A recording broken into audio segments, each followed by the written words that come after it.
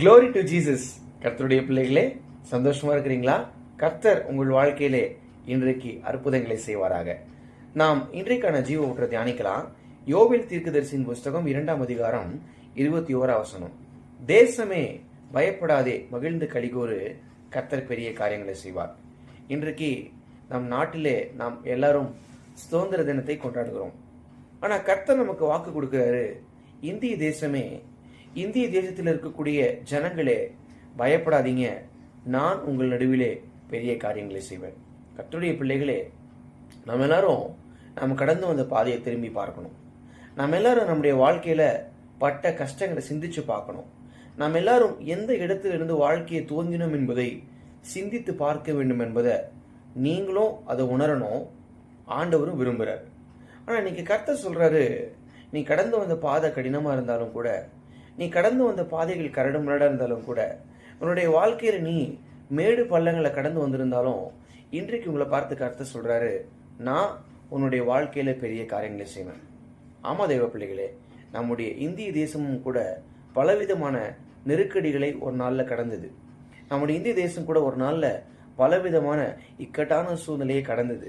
ஆனால் சுதந்திர போராட்ட தியாகிகள் இந்திய தேசத்திற்காக போராடி சுதந்திரத்தை வாங்கி கொடுத்தாங்க. இன்றைக்கு நாம் சுதந்திர தினத்தை கொண்டாடுகிறோம்.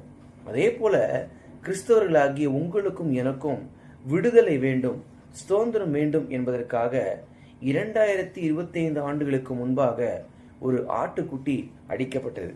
அதுதான் நீங்களும் நானும் ஆராதிக்கிற கர்த்தராகி இயேசு கிறிஸ்து. அவர் சொல்றாரு, நான் உன்னுடைய வாழ்க்கையில பெரிய காரியங்களை செய்வேன்.